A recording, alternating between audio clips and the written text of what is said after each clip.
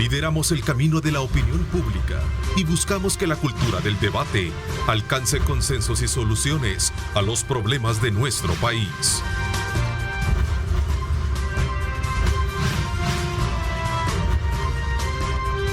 Diálogo con Ernesto López. ¿Qué tal, amigos? ¿Cómo están? Qué placer enorme saludarles a ustedes. Gracias, Osvaldo Ruiz, y a todo el equipo de Noticiero Megavisión, que están desde muy tempranas horas de la mañana, desde luego colocando sobre la mesa una serie de información que se genera no solo en nuestro país, sino que también en el mundo entero. Así es que desde ya, bienvenidos. Gracias por estar en sintonía de nuestra señal desde muy tempranas horas de la mañana.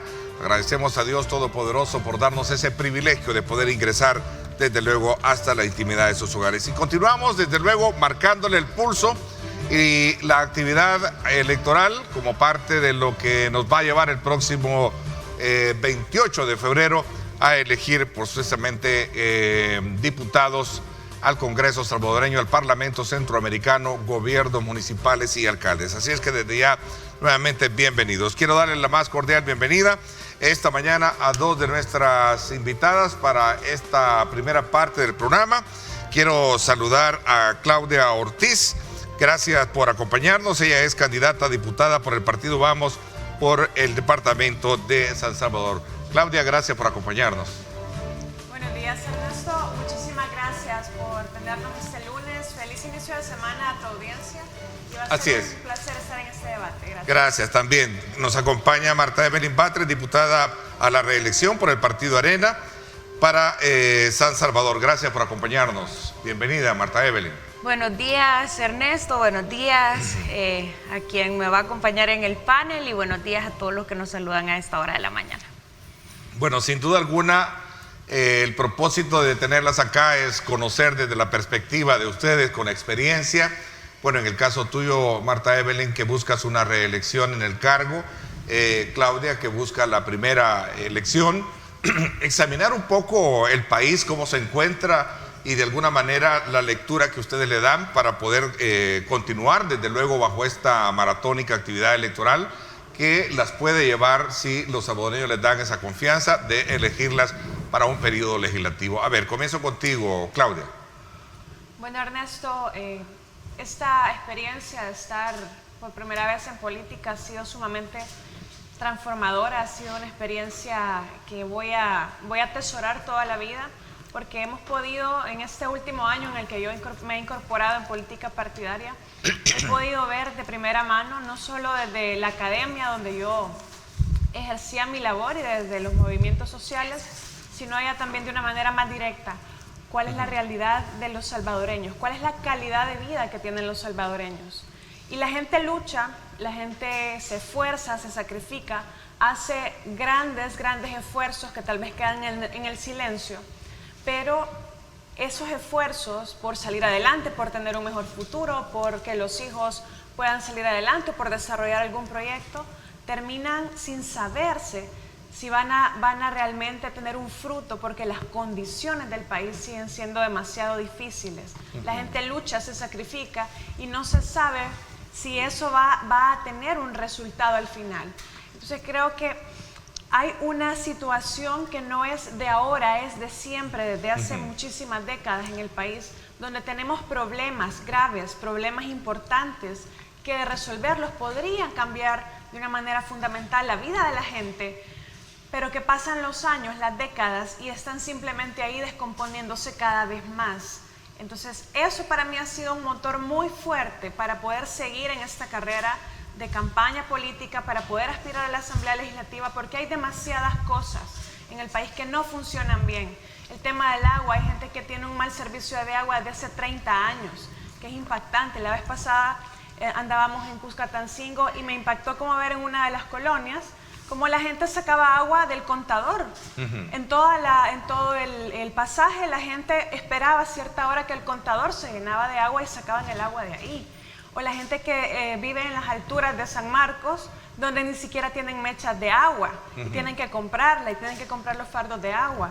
Es decir, hay demasiadas situaciones que no están funcionando bien y hay que hacer que funcionen.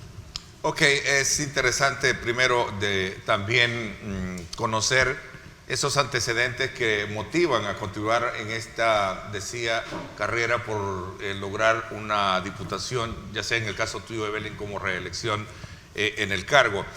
A ver, también creo que hay un punto de partida por el cual nos va a permitir desglosar algunos elementos importantes del país y que creo que son importantes también tratarlos esta mañana con ustedes. Marta Evelyn. Bueno, Ernesto, en realidad sí, hay una motivación real para poder continuar aspirando a estar en la Asamblea Legislativa. 3 años a veces no son suficientes en realidad para todo el trabajo que hay que hacer.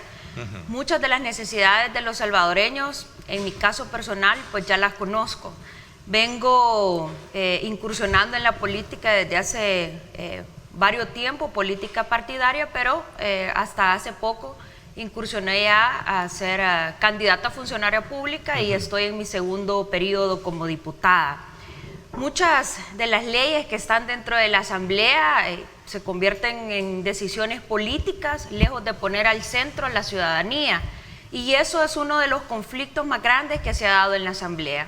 Por eso el esfuerzo tiene que ir encaminado a no cada 3 años, sino con una visión de país, que es la que todos deberíamos de llevar enrumbados, y ahí sí, sin ningún color político, sino poniendo encima las necesidades de los salvadoreños. Necesidades hay muchas, y cada vez uno va viendo cómo van creciendo en lugar de ir disminuyendo. En mi caso, pues obviamente yo he podido ver una diferencia sustancial entre lo que había sido la campaña anterior a esta, porque las necesidades son diferentes. Hoy el empleo, la falta de oportunidades, el acceso a una educación de calidad, son cosas que más están golpeando a la ciudadanía. Y bueno, pues obviamente el tema del agua, que tú sabes que yo lo he venido manejando un montón y que espero que más adelante también hablemos sobre el tema, claro, pero que son necesidades reales del día a día, no es a veces el ambiente político que uno cree tener y las esferas políticas, sino que la realidad de los salvadoreños es más golpeante. Por eso esa es mi motivación en realidad para continuar en este esfuerzo, y obviamente por la misma confianza que la ciudadanía ha depositado en mí, en poder ser la voz de ellos en la Asamblea Legislativa. Bueno, y hay un elemento importante que creo que no podemos dejar de abordar, y es precisamente todo ese sentimiento que expresa la población a través de las encuestas electorales. ¿Cómo ustedes están midiendo el grado de preferencia, el grado de crítica y sobre todo también aquellos aspectos elementales que en algún momento, digamos, no concuerdan con el trabajo que hasta este momento se ha hecho desde la perspectiva legislativa, y cómo de alguna manera lograr impactar en ese cambio de percepción para tener una nueva correlación de fuerza compuesta por todos los partidos políticos? Pero lo que tenemos hoy en día, sin duda alguna, es una preferencia directamente con el partido Nuevas Ideas. A ver, ¿cuál es la lectura que ustedes hacen de ese fenómeno? ¿Es algo causal o es que verdaderamente hay un mea culpa en todo esto, Claudia y también Evelyn? Para ambos les dejo esta pregunta. Bueno, yo concuerdo con Marta y Evelyn de que es necesario una visión de país, de llevar a cabo una visión de país. Y cuando yo digo que han pasado 30 años y hay problemas que siguen ahí descomponiéndose más, y que los funcionarios de los partidos que han gobernado, ya sea a nivel municipal o a nivel nacional, simplemente han maquillado los problemas, los han arreglado por encimita, pero realmente nadie se ha dignado, nadie ha tenido la decencia de poder comprometerse con un problema y específicamente trabajar hasta una solución, ni un líder ni un partido. En lo que no estoy de acuerdo con Marta Evelyn es que las necesidades ahora son diferentes. Yo creo que las necesidades son las mismas. Las necesidades de la población son exactamente las mismas que las que teníamos hace 20 o 30 años. Por lo tanto, creo que también esa visión de país realmente nunca la hemos desarrollado. Y mi pregunta es acá la oposición. ¿Qué ha hecho la oposición para poder empujar esa visión de país? Para poder hacer política de Estado desde la Asamblea Legislativa o desde el gobierno. Porque cada 5 años, cada 3 años se cambia una visión, pero a cortísimo plazo, que termina siendo nada más en función de las elecciones. Creo que es importante, y lo que tú preguntabas, Ernesto, de cómo evaluamos este descontento que se mira en las encuestas, pues es que es lógico que la gente esté cansada de la política tradicional, porque es que la gente está sufriendo realmente. Y me atrevería a decir de que arrastra a lo mejor el concepto nuevo que llevan partidos como lo que tú abanderas este día. Y a eso iba, justamente a eso iba, porque somos un partido nuevo que tiene 3 años de existir y que realmente se nos recibe de una manera muy agradable cuando nosotros llegamos a las comunidades, cuando hablamos con grupos de profesionales, cuando hablamos con empresarios, cuando hablamos con grupos de la sociedad civil, y pueden ver que es un partido que tiene una visión real, que tiene un plan de largo plazo para el país. No solamente no somos antigobierno, no somos antipartidos tradicionales, somos anticorrupción, porque es la corrupción en gran medida la que ha bloqueado las oportunidades de desarrollo de tantas personas. Por eso tenemos toda la capacidad, tenemos toda la libertad de poder poner sobre la mesa con valentía propuestas que vayan en contra de los intereses de la partidocracia tradicional y para empezar a resolver esos problemas, pero no oponernos por oponernos. Vamos a decir que no cuando sea necesario decir que no, pero también vamos a tender la mano y los puentes de diálogo siempre que sea necesario, porque lo más importante es esa visión de país. Ok, ya vamos a hablar acerca de lo que significa ser oposición. Quizás estamos en este momento haciendo una lectura de cuál es el estado legislativo, cuáles son aquellos aspectos que en algún momento no han logrado llenar las expectativas de la población y por la cual, lo insisto en traer a colación, los sondeos que presentan las universidades y otras casas encuestadoras, donde refleja precisamente una inconformidad de la población sobre el trabajo que cómo se ha venido haciendo, y esto pasa por darle esa preferencia y esa simpatía en el caso al partido Nuevas Ideas. Eso es algo que no podemos invisibilizar esta mañana y me gustaría tratarlo antes de llegar a tratar también el tema que tiene que ver con las propuestas que ustedes están haciendo para de alguna manera remontar todos estos aspectos de los cuales estamos hablando. A ver, Marta Evelyn, ¿qué piensas de lo que decía Claudia al respecto? Bueno, tal vez aclararle que no dije que eran diferentes, se han profundizado en muchos aspectos y me hacía referencia al tema de las necesidades básicas de los salvadoreños y aparte también el tema de la educación, acceso a oportunidades, a eso me refería. Si es diferente, Ernesto, sí, es distinto. En mi caso personal, que yo había venido caminando en una campaña diferente o un acercamiento distinto a las personas, es diferente. Pero también quiero decirte que ha sido interesante. Mucha gente, por lo menos en mi carácter personal, me ha parado, ha tratado de hablar de la situación del país, de expresarse. Muchos salvadoreños lo que espera es ser escuchado, pero que también sus problemas sean solventados. Y si bien es cierto, pues obviamente la Asamblea Legislativa no es el Ejecutivo para poder hacer acciones de solventar ciertos problemas, pero sí colabora obviamente en el tema de la creación de leyes y que benefician directamente a la sociedad. Eso creo yo que no hay que tampoco confundirlo, de venir a decir que la Asamblea va a ser la solución a los grandes problemas del país, pero va a contribuir en realidad a solventarlos. Yo creo que en la medida que la población pueda ver una clase política diferente, que busque en realidad no solamente estar en un pleito que muchas veces se convierte estéril, sino llevando soluciones, la población sabe distinguir, Ernesto, en realidad quiénes son los que pueden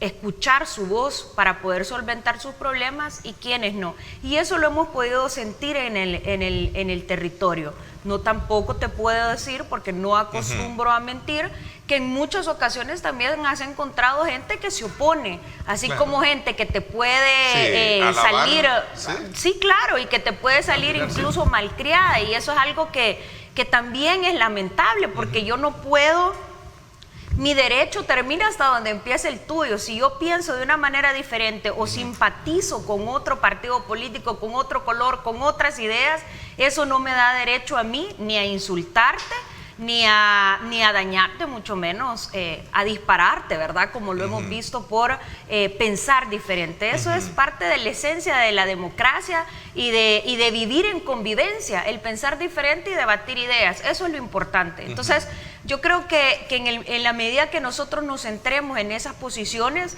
y obviamente también el tema de la corrupción ha dañado mucho, si eso, o sea, quien venga a decir aquí que no ha existido corrupción es totalmente falso.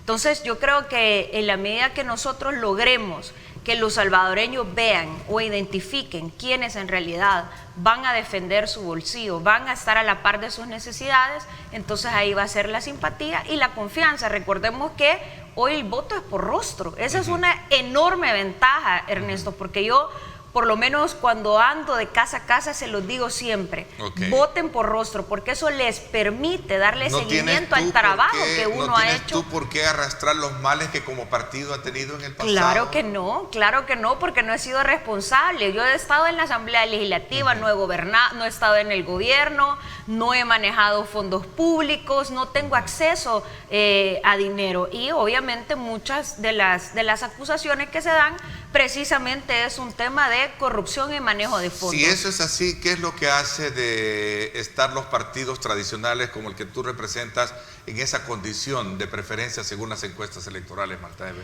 Mira, es que sabes que yo te voy a decir algo, claro, las encuestas pues obviamente es un pulso, es un termómetro del momento, pero cuando tú andas en la calle, te voy a decir, ayer toda la mañana, casa por casa, en Popotlán 2, a Popa, o sea, tú sentís otro nivel de percepción, y no solamente en una muestra de 600 personas, como precisamente fue la última encuesta por San Salvador, sino que visitamos muchísimas familias, y ahí tú vas haciendo un pulso, una medición del día a día. En la tarde pues también fuimos a Ilopango. Entonces esas mediciones que uno va viendo casa a casa, familia a familia, te va permitiendo ir teniendo otro tipo de percepción que obviamente se va a definir el 28 de febrero. Ok, Claudia, en ese mismo sentido, ¿cuál ha sido el papel que a tu criterio ha venido jugando frente a este nuevo gobierno, la actual legislatura? ¿Ha sido responsable? ¿Le ha faltado algo? ¿Cuál es la etiqueta que tú logras darle? ¿Y qué es lo que debería de ser, de resultar en este caso una nueva configuración de fuerzas? Me estás hablando del papel de la oposición, Ernesto. Hablo de la Asamblea Legislativa, obviamente, ¿no? ¿Sí? Bueno, porque tenemos... porque es un punto de partida, perdón, Claudia, es un punto de partida que me lleva a comprender de que de ser electo, en el caso tuyo y gente de tu partido, pueden llegar a hacer algo diferente, ¿no? Claro, mira, ¿cómo lo evaluamos? Esto no es nuevo lo que voy a decir. Nosotros consideramos que la Asamblea Legislativa y en sí el rol de la oposición es muy importante en una democracia, pero una oposición tiene que ser legítima, tiene que ser inteligente, sensata y sobre todo muy propositiva, porque no se trata de ni ceder a todo lo que dice el gobierno ni bloquear todo lo que dice el gobierno. Las democracias que funcionan de esa manera, es decir, tenés una oposición en la cual se pueden negociar temas importantes para el país. Voy a poner dos ejemplos. En un extremo hemos tenido una Asamblea Legislativa totalmente cerrada a dialogar en temas donde realmente ha sido necesario dialogar y donde ha sido necesario ser muy propositivos. El ejemplo es la reapertura económica. En la reapertura económica, la Asamblea Legislativa y el Ejecutivo entraron en una disputa que parecía no tener salida. Por un lado teníamos la terquedad del gobierno actual, donde quería hacer una reapertura en una fecha específica, y por otro lado teníamos la terquedad de la Asamblea Legislativa y de esa comisión que estuvo negociando durante 6 días, donde no se pudo llegar a un acuerdo. Por diferentes razones, el presidente también no contribuía con su discurso, ¿verdad? Pero al final de esos 6 días, los mismos partidos que están en la Asamblea Legislativa reconocían que les había hecho falta más propuestas, más capacidad de poner sobre la mesa otras opciones. ¿Qué tuvimos al final? Una reapertura desordenada. ¿Qué propusimos desde el partido Vamos? Una reapertura inteligente basada en datos, una reapertura que no fuese nada más un cronograma rígido como el que estableció por ley la Asamblea Legislativa, que era nada más cada fecha íbamos a ir abriendo cada vez más la economía, sino algo que nos permitiera monitorear realmente cuáles iban a ser las condiciones sanitarias de cada momento, así como se hace en otros países, ¿verdad? Con el sistema de semáforo focalizado dependiendo de cada ciudad, dependiendo del nivel de contagio de cada ciudad, y no lo mismo para todo el país. Y por otro lado, hemos tenido una oposición bastante aguada, una oposición que en los momentos cruciales para defender los derechos de la ciudadanía simplemente han dejado que les tuerzan el brazo. Prueba de esto es la ley de cuarentena, donde se estableció un régimen de excepción oculto que tenía que haberse establecido por mayoría calificada y simplemente se aprobó con mayoría simple. Terminó la Sala de lo Constitucional diciendo que esa ley era inconstitucional porque se estaba estableciendo un nuevo régimen de excepción de una manera que no era la adecuada. Tenemos dos extremos en la misma situación y además hemos visto cómo partidos que tradicionalmente han sido muy fuertes, pero que la historia nos demuestra que son como guacales rajados, porque siempre se les escapan diputados. Puedes tener una fracción de 37, pero se te escapan 4 y se dan vuelta. Entonces, ¿qué tipo de oposición puedes tener? ¿Cómo puedes confiar en una oposición que termina realmente no cumpliendo ese rol fundamental? A ver, ese término de oposición aguada me trae mucho al recuerdo un término que un poco más elegante lo decía recién un analista, es que es una asamblea legislativa que no ha sabido utilizar bien sus estrategias políticas y ha hecho malos cálculos. Por ejemplo, con relación al factor comparativo 9F con lo que pasó el 9F un año después, presentar una pieza de correspondencia queriendo declarar al presidente falto de mente. ¿Cómo interpretas tú esta situación? Te doy 30 segundos para que quiero conocer la opinión también de Marta Evelyn, porque fue un diputado de su gobierno, de su partido que lo hizo. Mira, y es que lamentablemente ese tipo de iniciativas no son nuevas. Siempre alguien las presenta en época de elecciones. Entonces, para mí es que la oposición y la Asamblea Legislativa caen en el juego político de la polarización, del dime que te diré, de yo te ofendo acá y luego yo te voy a ofender acá, ¿verdad? ¿Qué es lo realmente importante? ¿Cuál ha sido en la semana pasada el tema realmente importante para ejercer una contraloría al Ejecutivo? Los viajes del presidente, que hay documentación suficiente para decir que el presidente salió del país sin pedirle permiso a la Asamblea Legislativa. Y el diputado del PDC dijo que pedir permiso era una cortesía. Momento, no es una cortesía. Pedir permiso a la Asamblea Legislativa para salir del país es un mecanismo de contraloría. Es un mecanismo para poder saber qué es lo que el presidente está haciendo, cómo está llevando las relaciones internacionales. Ese era el tema importante, no lo otro que realmente, francamente, considero que funcionó nada más como una distracción de los temas que eran fundamentales para hacer un rol de oposición. Ok, Marta Evelyn, para ir cerrando un poco el ciclo, porque quiero conocer, digamos, ese producto fresco que ustedes están ofertando en esta campaña de cara a seducir el voto de los salvadoreños. Pero quedémonos en ese tema, porque yo creo que es importante de alguna manera cerrar el ciclo de lectura, no dejando a un lado desde luego estos aspectos que en algún momento son elementales y que se han surgido en esta campaña, Marta Evelyn. Bueno, Ernesto, yo decirte que es natural que estando afuera y esperando o aspirar y ganarse la simpatía de las personas o de la ciudadanía para obtener un escaño, se mencione exactamente las críticas que está haciendo Claudia, que son válidas, pero son bastante distantes de la realidad. Ojalá ella llegue a la asamblea para que vea en realidad cómo son las cosas ahí adentro y no la lectura no integral que está haciendo de este tema. Nosotros desde el primer momento, en todo momento, hicimos énfasis en que el manejo de la pandemia, si bien es cierto, todos los países, a todo mundo agarró por sorpresa y El Salvador no estaba preparado para eso, pero necesitaba un acompañamiento profesional y técnico, donde se tomaran decisiones que en realidad tenían que ver con la salud de la ciudadanía y con lo que tenía que ocurrir en materia económica también. Pero las decisiones que se tomaron por parte del Ejecutivo fueron políticas. Y si tú te recordás todo lo que ocurrió durante todo ese periodo, claro que era, no me dan el dinero, no tengo un 5 partido por la mitad, no tengo herramientas legales para poderlo hacer. Bueno, y lo que se dio con el tema de la cuarentena estricta, que dicho sea de paso también aclaro a los salvadoreños que yo no contribuí con mi voto para eso, porque yo estaba clara que era un régimen de excepción y yo no iba a contribuir a coartarle la libertad de tránsito a los salvadoreños. Eso sí lo quiero dejar claro.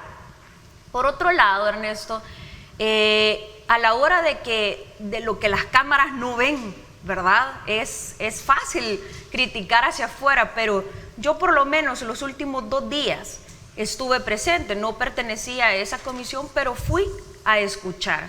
Y yo pude observar cómo cuando los funcionarios de gobierno lograban llegar a acuerdos con los colegas diputados de cómo manejar el término de la reapertura, una ley de emergencia y todo lo que se estaba dando, llegaban a acuerdos, venía el secretario que hoy va de candidato a la presidencia, se levantaba, recibía una llamada por teléfono, regresaba a la mesa y decía, ya no seguimos. ¿Por qué? Porque estaban esperando una simple llamada, una simple orden del presidente que simplemente no quería.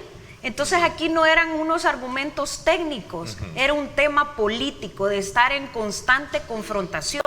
Y eso también lo debo de aclarar, y no solo el candidato ahora que va de número 1 por San Salvador, sino el secretario jurídico de la presidencia. O sea, eso es lo que se percibía y lo que se veía allá adentro. A una llamada telefónica, a pesar de que habían acuerdos ya tomados sobre la mesa con un carácter técnico, porque ahí estaban participando las personas que podían decidir o influir, digámoslo así, desde una lectura técnica. Pero eso no ocurría. Había inconsistencias en todo el proceso de negociación, había apoyo de parte tuya y no había una respuesta clara al tema relacionado con la transparencia, que creo que ha sido... Claro, porque ellos recibían una llamada telefónica y a pesar de estar de acuerdo con la parte técnica, recibían una llamada que les decían no y se caía cualquier tipo de negociación. ¿Cuál es tu calificación o cómo calificas la actuación de tu compañero Velázquez Parker con relación a esa propuesta que hizo el día de la conmemoración, en el marco de la conmemoración del 9F? Mira, Ernesto, esa es una posición personal del diputado Velázquez Parker. Él tiene iniciativa, se lo da la Constitución de la República, y yo lo que sí creo es que hay que también aclarar, y lástima que vamos a comerciales porque es un tema que pudiéramos hablar, Ernesto.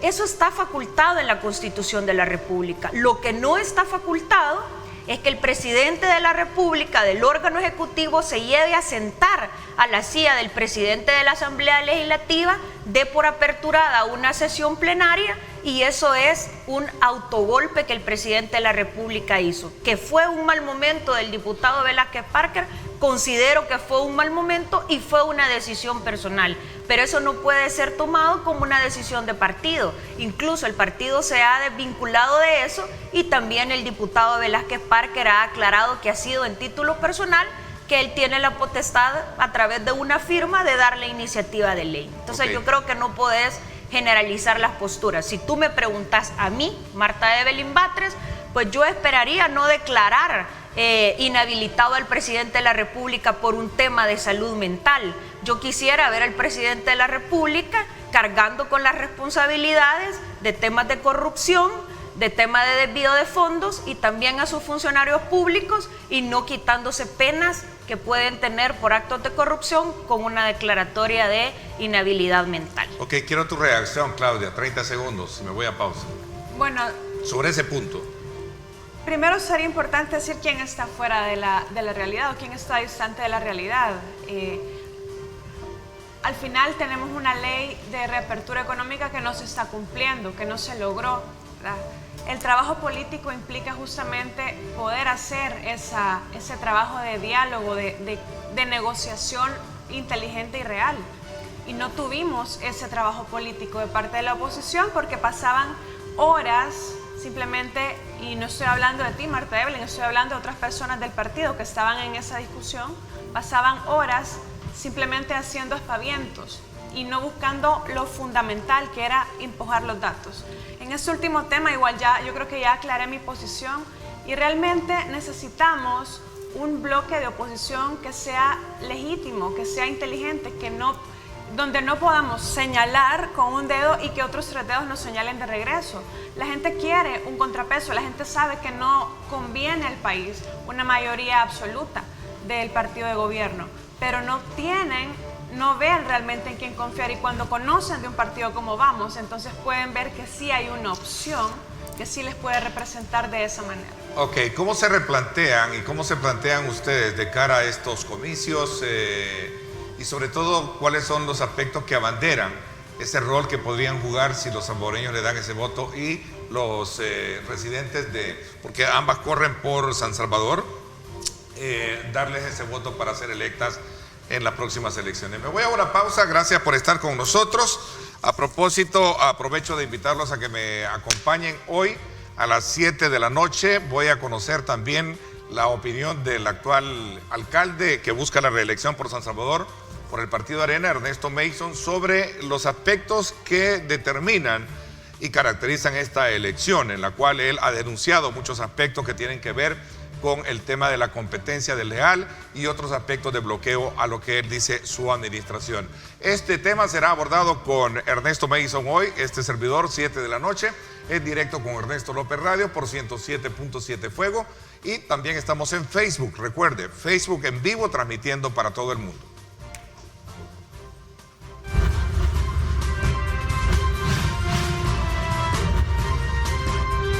Diálogo con Ernesto López. Estás viendo Diálogo con Ernesto López.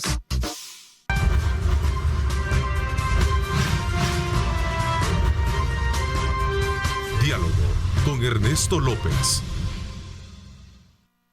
Bueno, gracias nuevamente por estar con nosotros. Aprovecho de invitarlos a que este lunes también a las 8 de la noche sintonice Canal 19. Estará Julio Valdivieso conversando también con protagonistas del proceso electoral. Acá en Pulso Ciudadano estarán Neri Herrera, candidato a diputado por Arena por el departamento de Santa Ana, y también José Andrés Hernández, diputado por Arena a la reelección por San Salvador. Así que no se los pierda, hoy 8 de la noche, en vivo, conducido por Julio Valdivieso, Pulso Ciudadano. Así es que desde ya están invitados. Aprovecho saludar también a nuestros buenos amigos que nos están sintonizando en el sector de Ilopango. Saludos muy cordiales a doña María de Portillo, a su esposo también, que están siempre atentos, y muchísimas gracias por esas plegarias y por esas oraciones para que este servidor, desde luego, junto estuviéramos acá nuevamente trabajando. Así que muchísimas gracias y un saludo muy especial. Me dio mucho gusto saludarlos el día de ayer en Sonsonate. A ver, veamos un poco ya el escenario por el cual ustedes corren precisamente bajo esa línea de una reelección, Marta Evelyn. Veamos un poco cuáles son los elementos claves que van a determinar o que determinan este nuevo escenario que tú logras ver para el próximo periodo legislativo, y cuáles son aquellas propuestas que abanderan en todo caso tu trabajo. Bueno, en primer lugar, decirte que voy a continuar el esfuerzo con el tema del agua. Ernesto, yo me he comprometido en esta legislatura, que tengo la responsabilidad de presidir la Comisión de Medio Ambiente, de que independientemente, Ernesto, de lo que pase el 28 de febrero, sea esta legislatura la que deje una ley de agua, una deuda que pueda ser saldada después de 14 años de no contar con una legislación en el manejo integral del recurso. ¿Esto qué va a permitir? Y también lo quiero aclarar frente a la población. Muchos candidatos de diferentes partidos políticos andan diciendo de que cuando exista una ley de agua, la gente va a abrir el chorro y va a tener agua. Eso es totalmente falso. Eso es vender humo y populismo a la gente frente a la necesidad que tiene. Hay que arreglar el sistema que existe. Hoy por hoy ANDA es uno de los mayores distribuidores del recurso, pero ANDA tiene un problema de administración enorme dentro de la institución que hay que solventar, y eso pasa por una reforma a la ley de ANDA.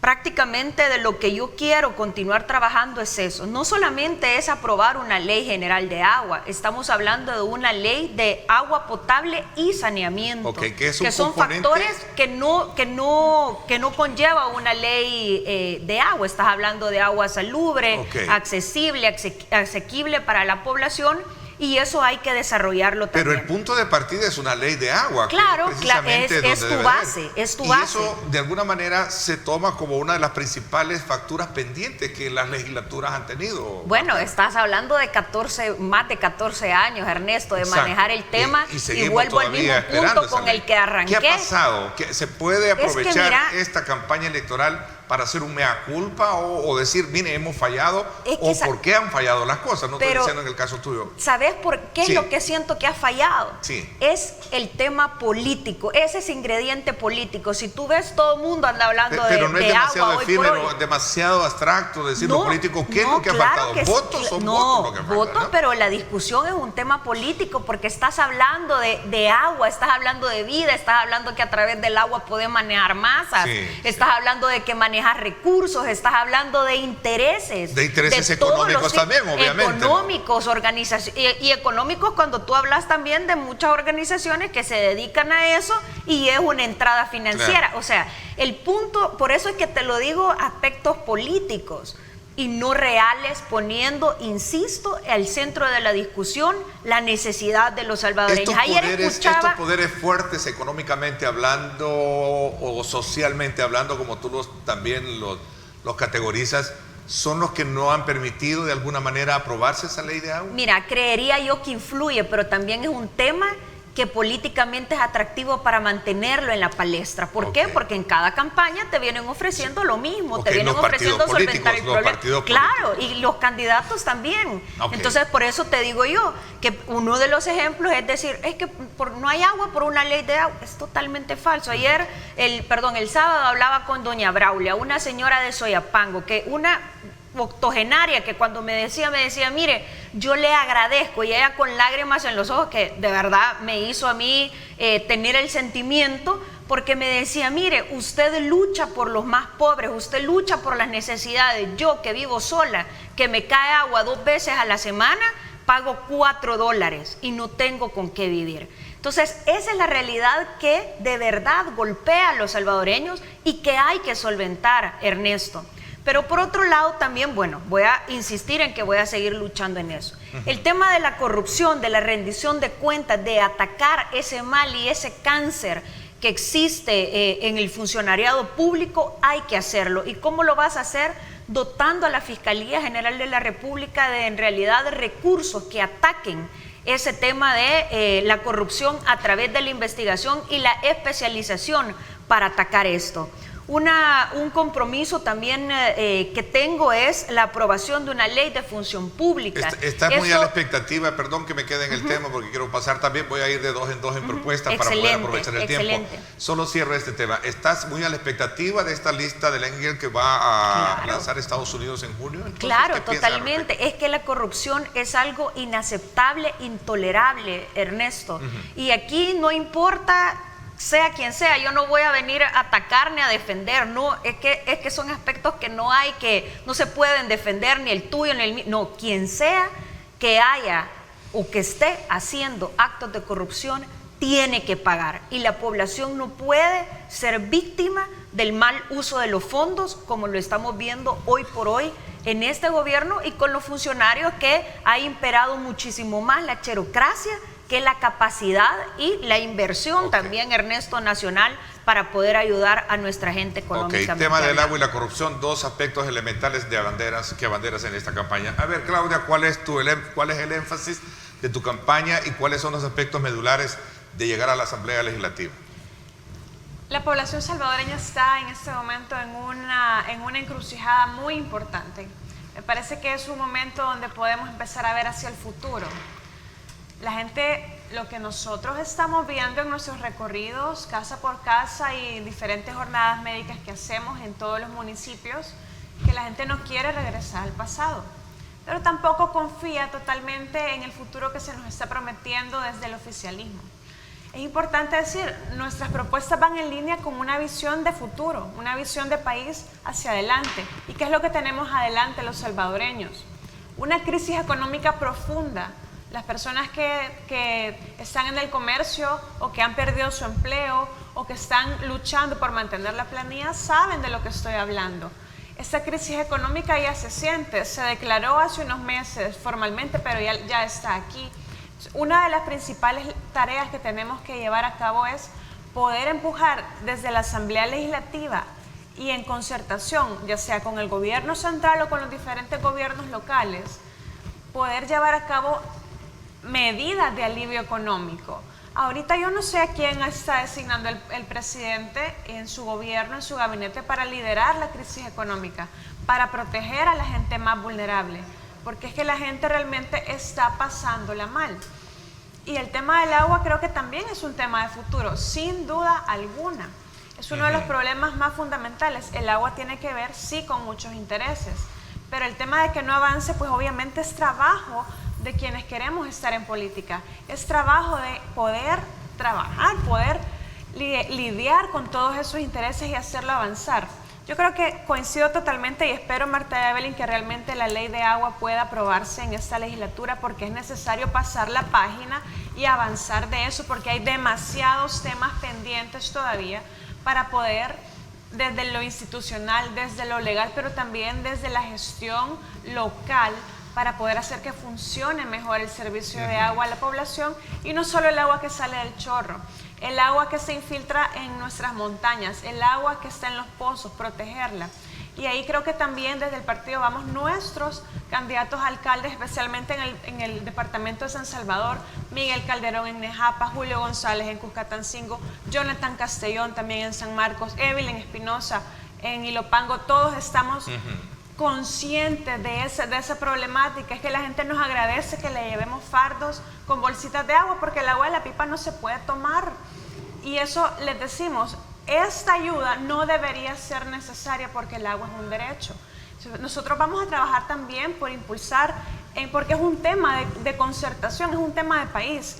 Y en el tema de la corrupción, que es un tema que desde mi propia trayectoria no es un tema nuevo, vengo trabajando desde hace años en ese tema, tengo el conocimiento para poder llevar a cabo, y tengo conocimiento de cuáles son las reformas de ley, cuáles son las leyes que hay que empujar en la Asamblea Legislativa para combatirlo. Eso de devuelvan lo robado, que se ha hecho muy famoso, no debe ser solo un eslogan bonito de campaña. Claro que encierra toda la ira que tiene la población. Me decía alguien, es que los políticos siempre terminan sacrificando a la gente. Y ese es el sentimiento de las personas en nuestro país, y es la ira de la gente, ¿verdad? Sobre todo en una situación como esta. ¿Qué es lo que estamos proponiendo? Que se impulse nuevamente, en coordinación con la Corte Suprema de Justicia, una nueva ley de probidad pública que quedó engavetada, que la Asamblea Legislativa de hace una legislatura le quitó las uñas, los dientes a una buena propuesta que venía de la sociedad civil y la aprobó peor de como estaba. Esa es la oposición que tenemos. Esos son los partidos que luchan contra la corrupción. Realmente un partido como Vamos, que tiene una trayectoria nueva, una trayectoria sin antecedentes, con los que le puedan chantajear, tiene toda la libertad de poner sobre la mesa una ley como esta, y lo vamos a volver a hacer. La ley de función pública también importante. Estuve participando desde hace 2 años en el grupo impulsor que estuvo revisando esta ley y proponiendo mejoras. Y también es mi compromiso hacerlo. El tiempo se me fue. Yo sé que hay muchos más temas que abordar, pero ustedes comprenderán. Vamos corriendo con, digamos, este trayecto en la cual, como grupo responsable comunicacionalmente hablando, y este servidor, abrimos los espacios de participación para todos los actores de este proceso. Así es que, Marta Evelyn, Casilla 5, Ernesto, por San Salvador. Te agradezco el espacio y motivo a la ciudadanía a que, si lo tienen a bien, pues me puedan devolver ese voto de confianza en este próximo 28 de febrero por 5 razones fundamentales. 1, seguiré luchando por el derecho humano al agua y porque tengan agua en sus hogares. Trabajaré por el combate a la corrupción, defenderé el bolsillo de los salvadoreños, trabajaré por defender la institucionalidad y la democracia del país, y en quinto lugar, por mantener el balance de poder. Gracias, Marta Evelyn. Gracias también a ti, Casilla. Gracias, Ernesto. Soy candidata a diputada por San Salvador en la casilla 1 por el partido Vamos, arriba al centro en la papeleta. Gracias, les agradezco. Nos vamos a la pausa. Cuando regresemos, vamos a nuestra segunda parte del programa. Ahora a conocer también otros actores. José Urbina, candidato a diputado por Nuevas Ideas San Salvador, y también María Granados, candidata a diputada a Nuevas Ideas San Miguel. Vamos a hablar con ellos también sobre sus propuestas y la visión que tienen de país y hacia dónde debe de ir. Vamos a la pausa, gracias por estar.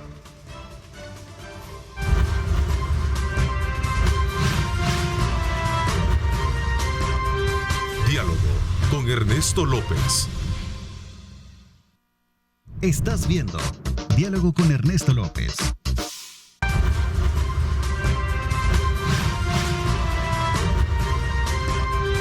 Diálogo con Ernesto López. 7 de la mañana con 23 minutos, 7 con 23 minutos. Queremos darle la más cordial bienvenida en esta segunda parte del programa al candidato a diputado por Nuevas Ideas por San Salvador, José Urbina. José, bienvenido, qué gusto saludarte. Buenos días, Ernesto, qué gusto poder saludarte y también a las familias salvadoreñas que están siempre atentos a esta importante entrevista.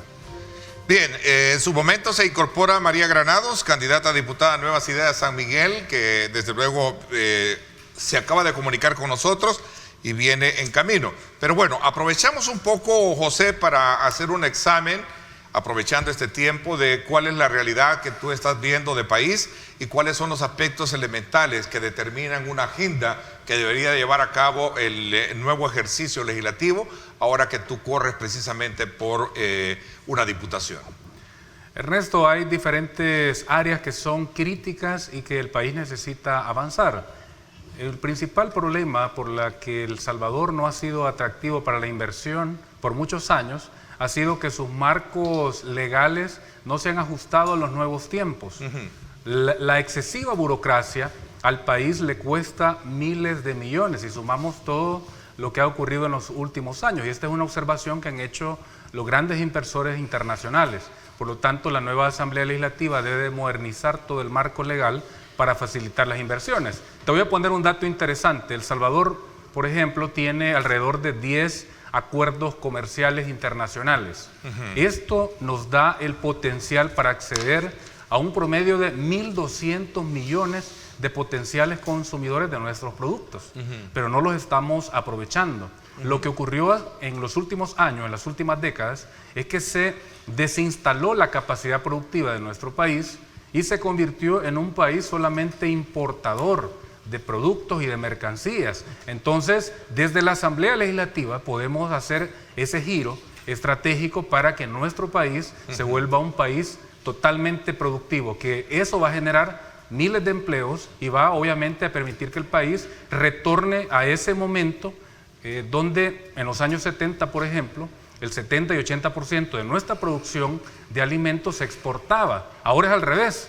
Ahora importamos el 80% de los alimentos. Dependemos de lo que nos venda Guatemala, Honduras, Nicaragua. Ya es el momento de pensar en que nuestro país debe de ser autosostenible.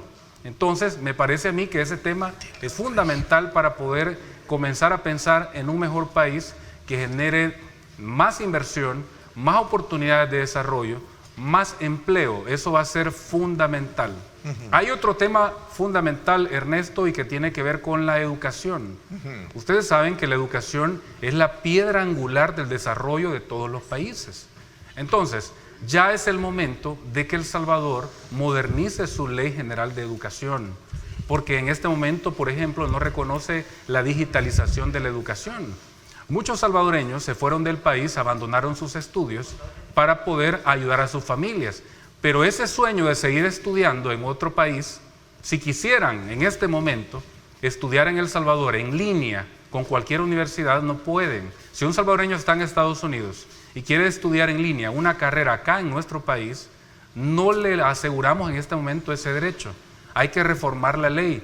Y algo muy importante, que la reforma también permita diversificar la oferta académica de acuerdo a la vocación productiva de nuestro territorio.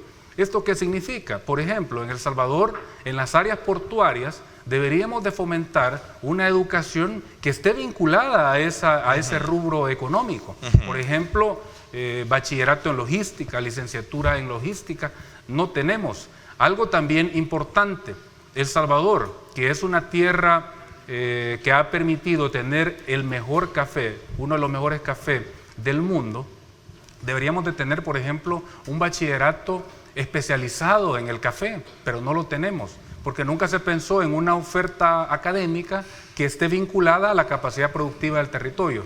Okay. Eso hay que irlo diversificando. Okay. Tres elementos claves. Hablas mucho de la educación, el desarrollo de la apuesta estratégica y el tema de digamos, de la parte económica, que como lo planteabas al inicio. Y el tema de salud, que podemos hablar más adelante. Sí. Por supuesto. Quiero darle la más cordial bienvenida a María Granados. Ella es candidata a diputada por San Miguel por el Partido Nuevas Ideas. Ella es abogada de la República, especializada en Derecho Penal. Licenciada, gracias por acompañarnos. No, muy buenas gracias. Gracias a ustedes por invitarme a su espacio, y estos son los espacios que nos están dando a nosotros, que somos nuevos rostros en la política de El Salvador. Primeramente, un gusto tener a mi compañero acá como compañero panelista. Muy buenos días a todos los salvadoreños y gracias por el espacio. No, gracias a usted por acompañarnos desde San Miguel. ¿Cómo está San Miguel? ¿Cómo se ve el país? ¿Cómo se ve el reto que tiene el país desde la perspectiva de usted como candidata, y sobre todo también sabiendo que San Miguel representa como el símbolo, es el ícono de desarrollo para el oriente del país, y menospreciar desde luego los otros potenciales que tiene el resto de departamentos del oriente del país? En eso sí tiene mucha razón, por eso San Miguel tiene 6 diputados y los otros departamentos, Usulután tiene 5, La Unión tiene 3, Morazán tiene 3. La situación política en San Miguel está un poco a la expectativa, primeramente porque los migueleños están con la ansiedad de votar por los candidatos de Nuevas Ideas, y votar primeramente por Nuevas Ideas. O sea, se ha habido un auge, lastimosamente, por la participación de los actuales diputados muy carente. Entonces quieren ver esos nuevos rostros, quieren ver esas buenas propuestas, y quieren ver no tanto las propuestas, sino el trabajo. Cuando uno va a territorio, lo primero que le dice a las comunidades, ¿qué va a hacer? ¿Cómo va a trabajar? O sea, ya la gente ya no está tanto escuchando, mire, cuánto va a arreglar, sino de que va a trabajar. Esas son las situaciones que se están dando en San Miguel.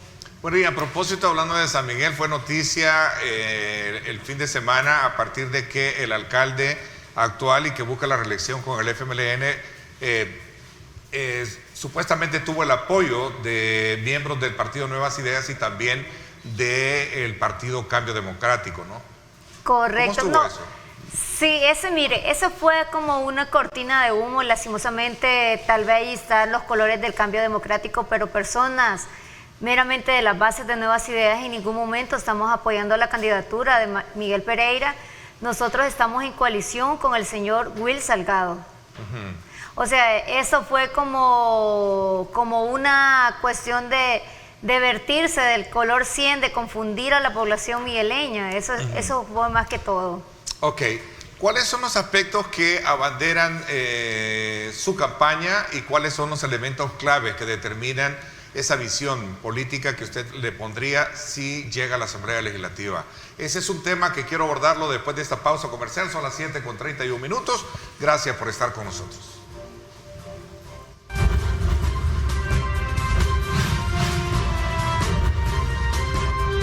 Diálogo con Ernesto López. Estás viendo Diálogo con Ernesto López.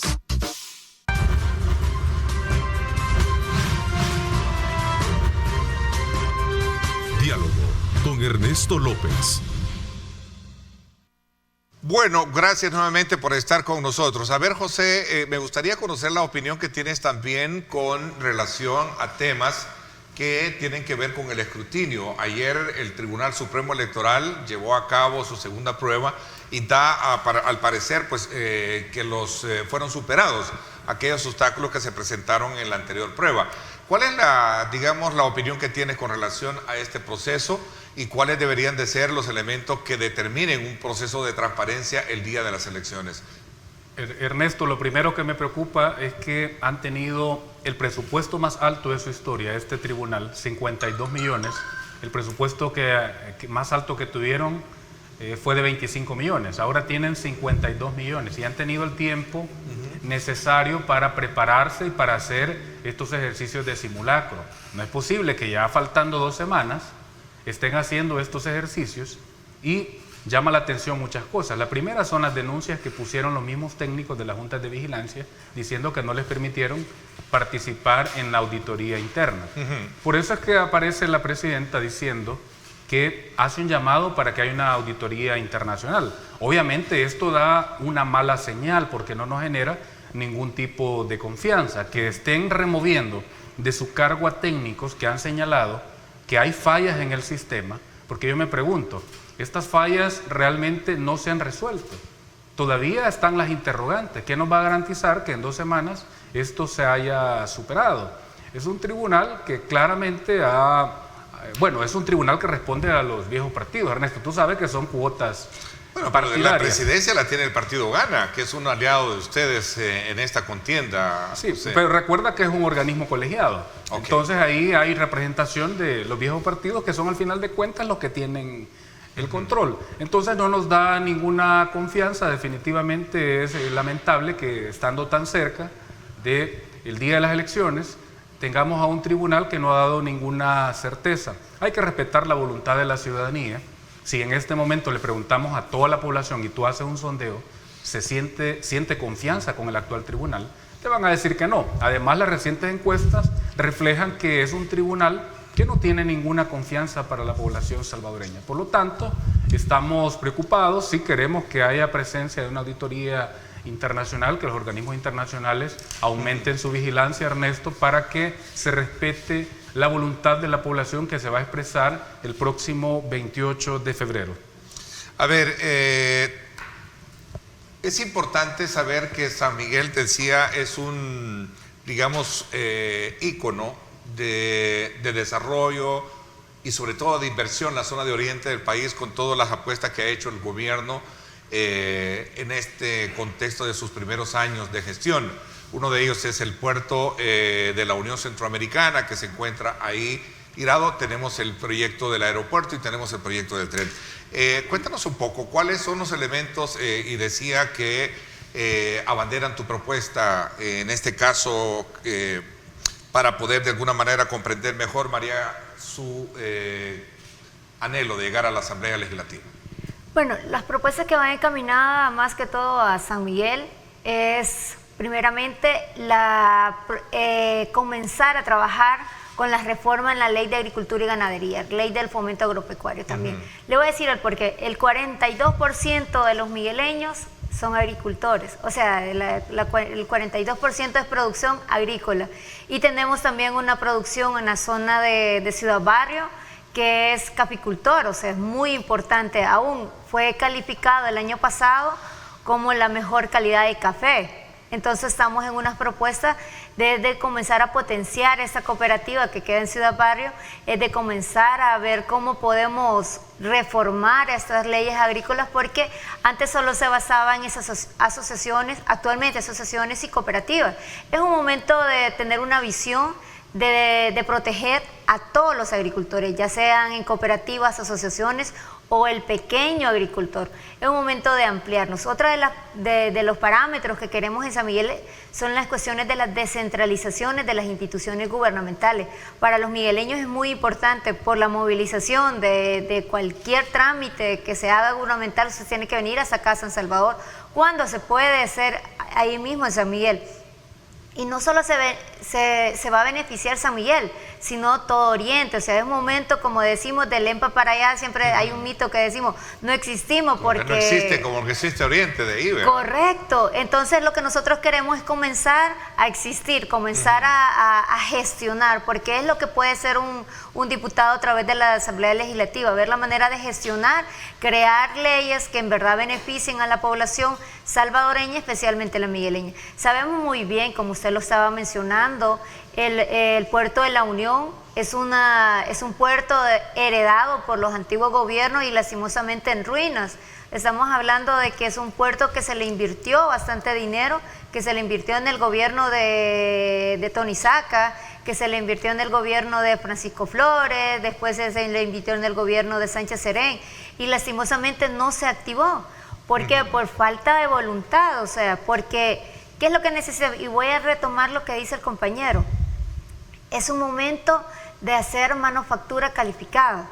ser que la educación se amplíe. ¿Por qué? Porque necesitamos, por ejemplo, en San Miguel no hay una ingeniería aeronáutica, no hay una ingeniería en la cuestión de mecánica, de cuestión de barco, logística, que es muy importante. O sea, solo hay escuelas como técnica y es momento de agarrar las ingenierías, la licenciatura en logística, porque San Miguel viene una de las propuestas de nuestro presidente, y que no es propuesta, es un trabajo que se viene caminando, es el aeropuerto en La Unión, que es algo muy ambicioso, que donde nos va a llevar desarrollo local, desarrollo económico y a la vez aumento de la manufactura, aumento de las, ¿cómo se llama?, de la contratación de las personas. O sea, es un momento de trabajar en cuanto a eso. También María Granados llevaba una propuesta de que es como yo siempre digo, es la que amo y respeto, que es sobre salvaguardar los derechos de las personas con discapacidad. Es un momento de hablar de ellos, es un momento de ser una estructura, o sea, es un momento de aplicabilidad.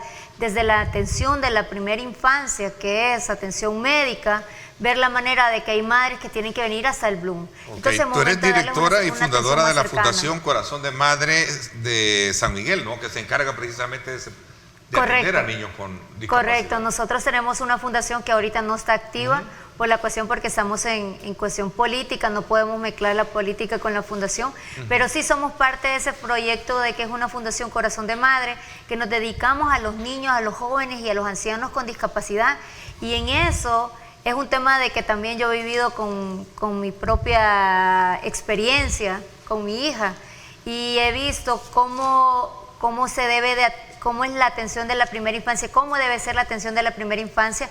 No todas las madres tienen el recurso de venir hasta San Salvador, pagar pasaje, venir al Bloom, estar en terapias, y luego la atención en las escuelas. Yo creo de que es un momento de cambiar esa visión y comenzar a trabajar sobre ello. Ok, José, tú eres una persona que has estado muy ligada al quehacer del rubro de la salud a partir de tu labor profesional. Y ahora corres por una candidatura. ¿Cuál es el examen que tú haces del estado de salud en el país? Ya nos lo dijiste que debe de ser una de las prioridades en tu, digamos, trabajo de llegar a la Asamblea Legislativa, pero también hagamos un poco en retrospectiva lo que ha pasado a raíz de la pandemia, cómo se ha tratado, y sobre todo también estos cuestionamientos al tema de rendición de cuentas que la oposición le hace al gobierno y que no aclara precisamente sobre el tema y el uso de los fondos que se han utilizado en esta campaña, en esta pandemia, perdón. Ernesto, la encuesta hay que hacérsela a los ciudadanos. Cada comunidad, cada colonia, cada residencia que me invita a conversar y a conocer mis propuestas, ellos están muy agradecidos, porque al final de cuentas las obras son visibles, ahí está el dinero. Vayan a preguntarle a los médicos que hoy tienen el escalafón 100%. ¿Basta eso para Ernesto, rendir cuentas, José? Ernesto, no, es que sí se ha rendido cuentas. Ernesto, sí, yo he ido con el ministro de Salud varias veces a la Asamblea Legislativa. De hecho, el ministro de Salud, este ministro es el que más veces una asamblea lo ha hecho ir en un corto periodo de tiempo. Hemos pasado mucho tiempo explicando, es más, pasamos una semana en medio de la pandemia. Imagínate qué ingratos los diputados, en la parte más fuerte de la pandemia lo tuvieron ahí sentado, cuando él debería estar en los hospitales revisando la atención. Entonces sí se han rendido cuentas, sí se han dado los informes, sí se ha facilitado que la totalidad de las instituciones hagan sus procesos de auditoría. Por lo tanto, sí se ha entregado información.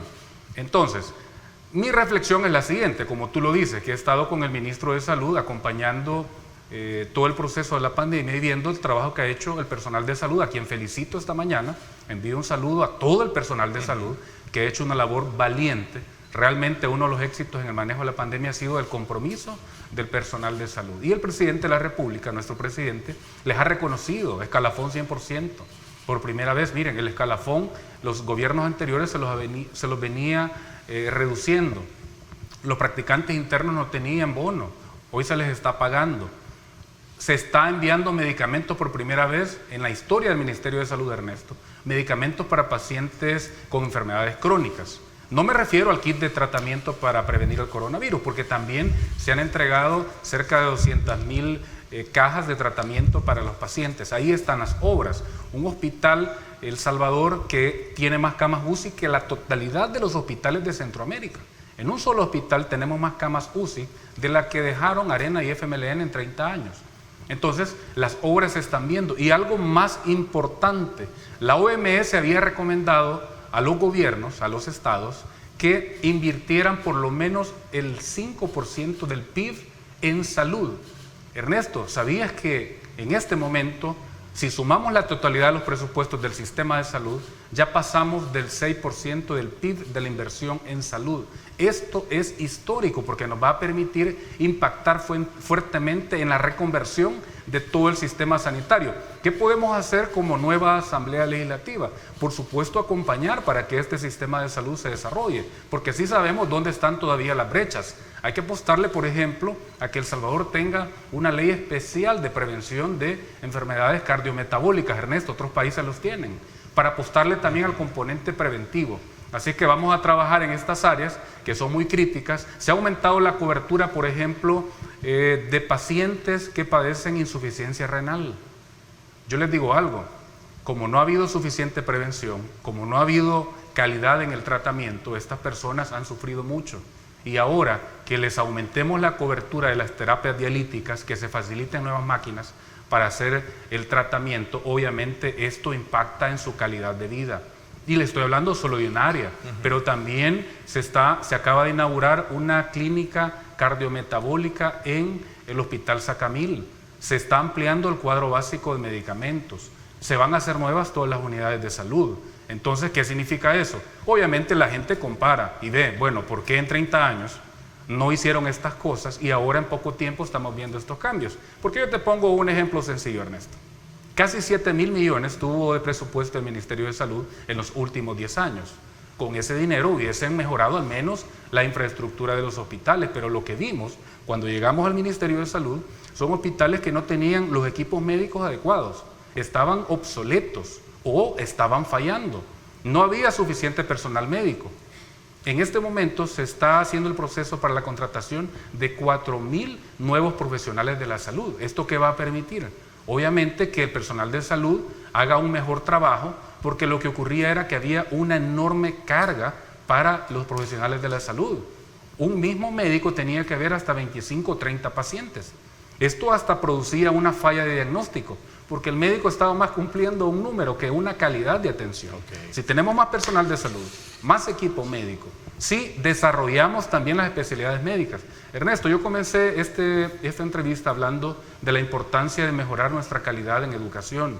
¿Sabes que El Salvador era el país con menos especialidades médicas en el continente? Porque no les importó invertir en la capacidad formativa de nuestros profesionales de la salud. Solo concluyo. ¿Cuántas historias, Ernesto, de profesionales de la salud que se tuvieron que ir a México, a Estados Unidos, a otros países, a formarse? Porque en El Salvador no habían condiciones, pero ahora sí se están dando. Ok, voy a tratar la manera, aprovechando el tiempo que es nuestro peor enemigo, de delimitar un poco la función a la que se atiene un diputado.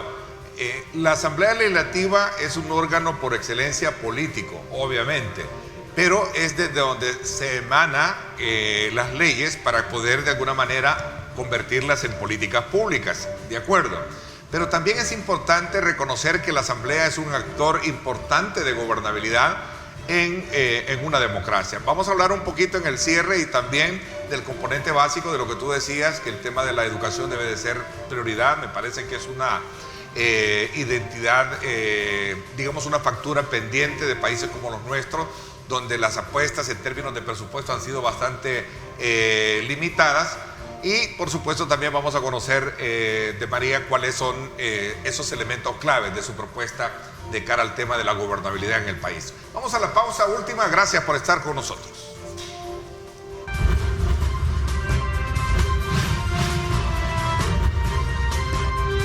Diálogo con Ernesto López. Estás viendo Diálogo con Ernesto López.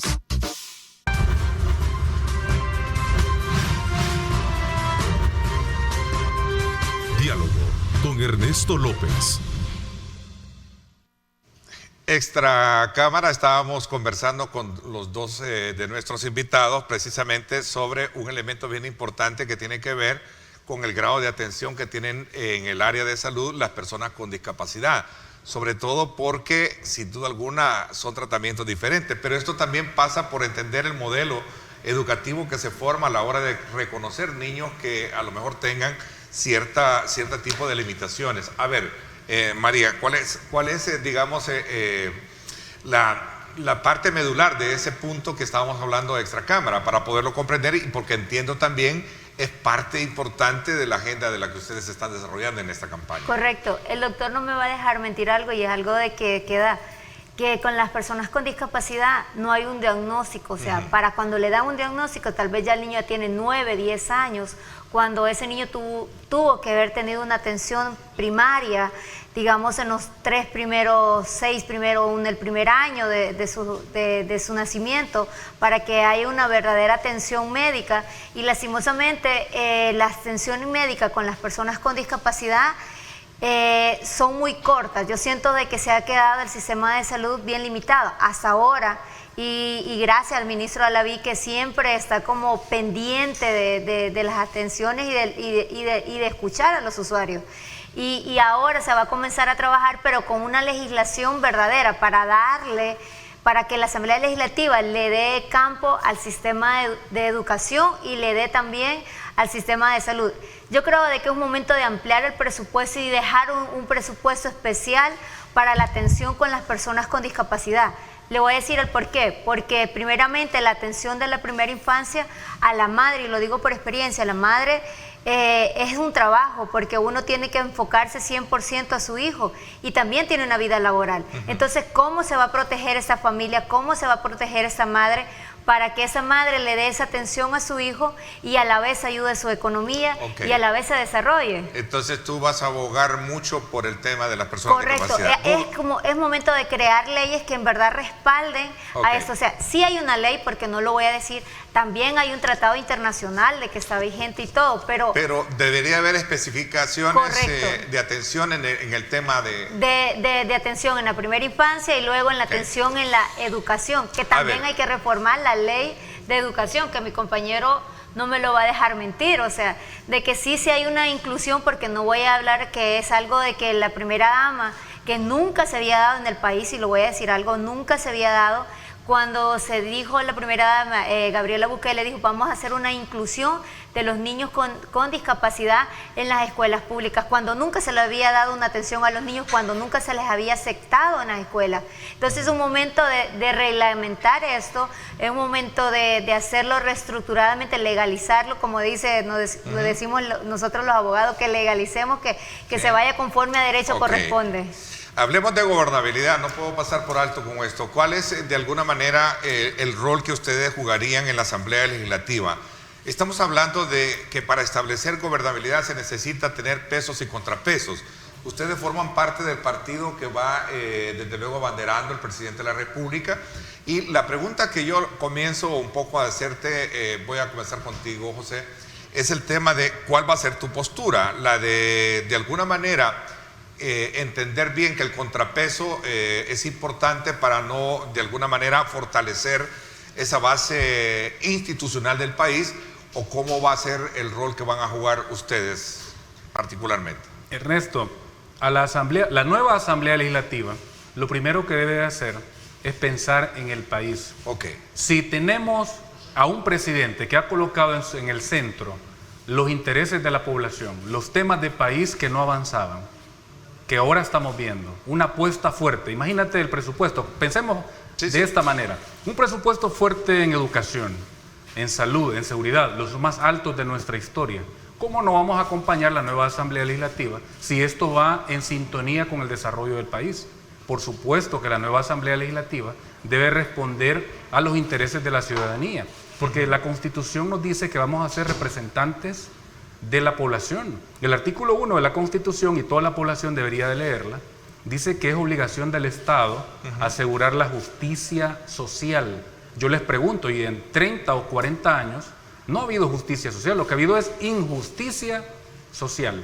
La Asamblea debe de ser un actor estratégico para que pueda el país avanzar. Recojo un poco sí, del análisis actual que dicen que la mayoría van sumisos o genuflexos al Ejecutivo. ¿Es cierto esto? no es cierto. Este es un discurso de la oposición, pero no es cierto. Cada uno tiene su autonomía de criterio, cada uno está haciendo sus propios planteamientos. ¿Votará con criterio si llegas a la Asamblea?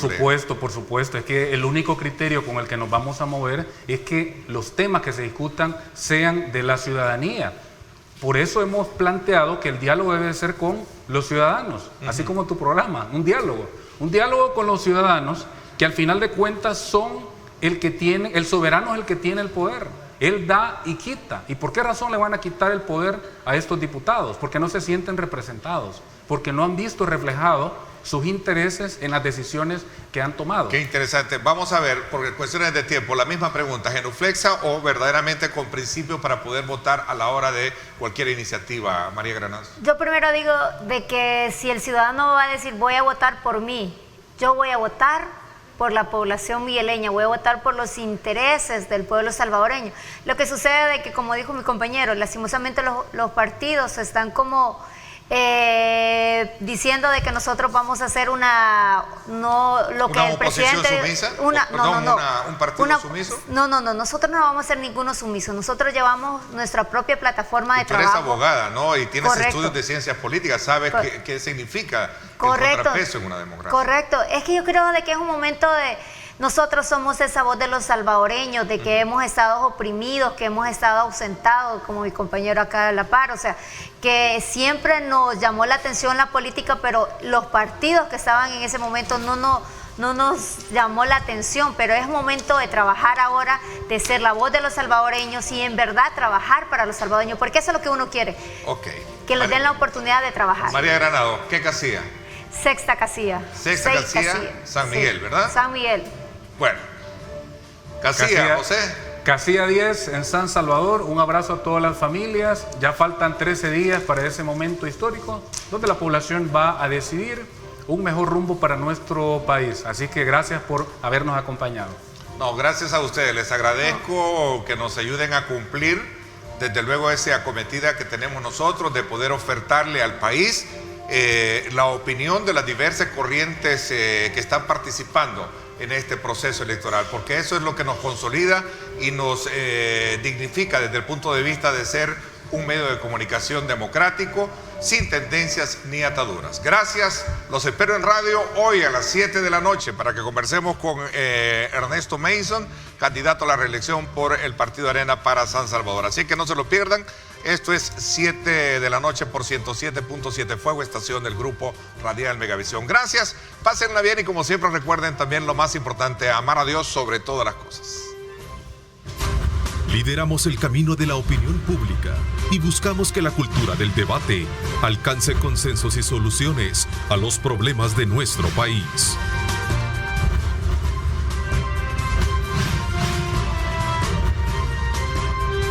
Diálogo con Ernesto López.